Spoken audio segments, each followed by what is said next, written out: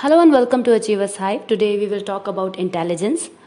Intelligence क्या है, इसका ओरिजिनेशन कहाँ से हुआ है और इसके अलावा कुछ फेमस साइकोलॉजिस्ट ने अपने वर्ड्स में इंटेलिजेंस को किस तरह से डिस्क्राइब किया है और इसकी डेफिनेशन क्या दी है, ये हम आज के वीडियो में डिस्कस करेंगे और जनरली हम जानने की कोशिश करेंगे कि एक्चुअली इंटेलिजेंस क्या है. So let's begin. Intelligence word का ओरिजिनेशन एक लैटिन वर्ड इंटेलिगिया से हुआ है, जिसका मीनिंग है टू कॉम्प्रिहेंड और टू परसीव और टू अंडरस्टैंड समथिंग. जैसा कि हम जानते हैं कि जो साइकोलॉजी है वो फिलॉसफी से ओरिजिनेट हुई है और स्टार्टिंग में फिलॉसफी में इस टर्म इंटेलिजेंस को बहुत ज़्यादा एक्सेप्ट नहीं किया गया था. It was very less common. But धीरे धीरे टाइम के साथ ये साइकोलॉजी में इसने अपना स्पेस भी ऑक्यूपाई किया है. इसके अलावा इसको बहुत ज़्यादा यूज़ भी किया जाने लगा और इंटेलिजेंस पर बहुत सारे टेस्ट बने. धीरे धीरे इंटेलिजेंस की फील्ड में इंटेलिजेंस को बहुत अच्छे से एक्सप्लेन किया गया और इस तरह से जो है साइकोलॉजी में इंटेलिजेंस इंट्रोड्यूस हुई. इंटेलिजेंस को कभी भी डायरेक्टली मेजर नहीं किया जा सकता. आप देखिए, आप किसी भी पर्सन को जब इंटेलिजेंट कहते हैं तो आप उसकी किसी एक्टिविटी के बेस पर उसे इंटेलिजेंट कहते हैं.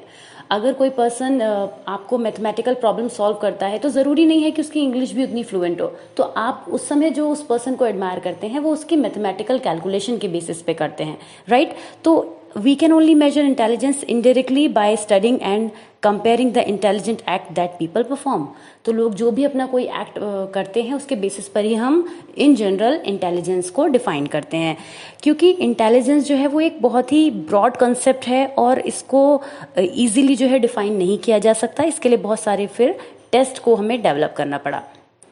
हम बात करते हैं कि कुछ फेमस साइकोलॉजिस्ट ने इंटेलिजेंस को किस तरह से डिफाइन किया है.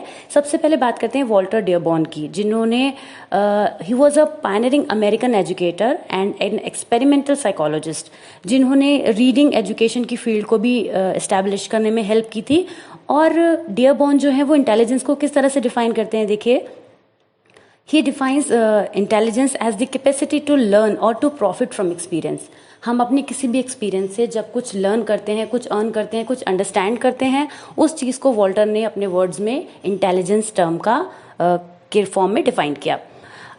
नेक्स्ट हम बात करें तो लुइस मेडिसन टर्मन. जो है एक बहुत बड़े साइकोलॉजिस्ट हैं और इन्होंने सबसे ज़्यादा जो इम्पोर्टेंट इनका कंट्रीब्यूशन इंटेलिजेंस में रहा है, इंटेलिजेंस की फील्ड में रहा है, वो रहा है इंटेलिजेंस क्वेश्चन की फॉर्म में.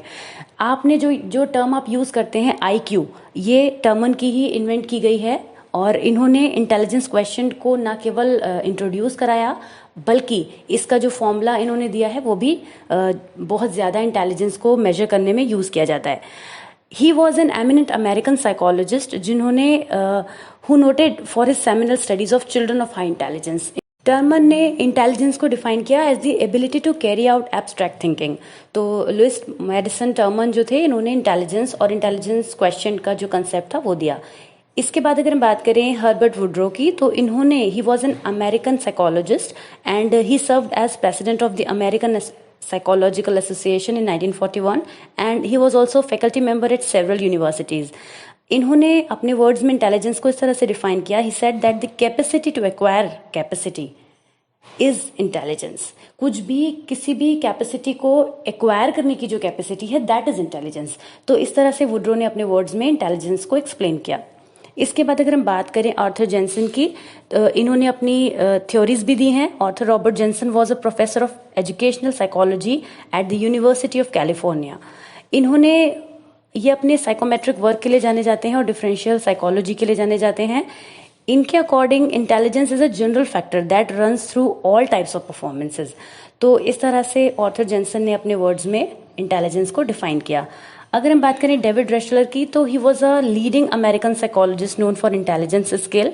इंटेलिजेंस की फील्ड में टर्मन के बाद रेशलर का ही नाम है जो बहुत ज़्यादा है और इन्होंने इंटेलिजेंस स्केल मेजर किए हैं जो आप आगे पढ़ेंगे, जिनको WAIS और WISC के नाम से जाना जाता है. These are the scales through which we measure the intelligence. और ये डिफरेंट एज क्राइटेरिया के लिए इन्होंने स्केल को बनाया था.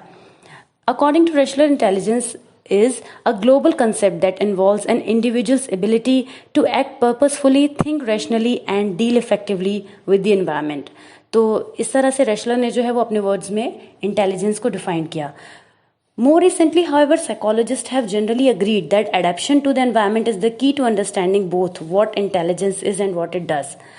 बहुत ज़्यादा जो है वो एनवायरनमेंट से कनेक्ट करते हुए इंटेलिजेंस को डिफाइन किया कि जो कुछ भी हम अपने एनवायरनमेंट में रहते हुए अपनी पर्सनालिटी में चेंज लाते हैं या जो कुछ भी हम लर्न करते हैं वो हमारे एनवायरनमेंट के थ्रू होता है, लेकिन it can also mean changing the environment और finding an entirely new one.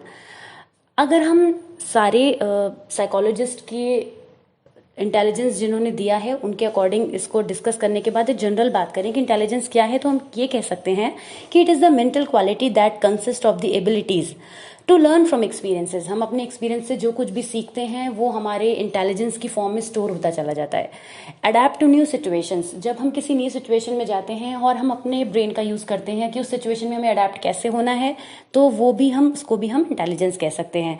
Understand and handle abstract concepts, to understand and handle abstract concepts जो है वो भी इंटेलिजेंस कहा जा सकता है। And also to use knowledge to manipulate one's environment, हम अपने ब्रेन को यूज करके, हम अपने इंटेलिजेंस को यूज करके, जब अपनी जो भी हमारी जो नॉलेज है जो स्टोर्ड है उसको यूज करके हम किसी दूसरे एनवायरनमेंट को मैनिपुलेट कर पाते हैं, तो हम कह सकते हैं that the person is intelligent or we are intelligent. So this was all about intelligent in general and some definitions given by some of the very renowned psychologists. So stay connected with us and keep watching and do subscribe to our channel also. Thank you.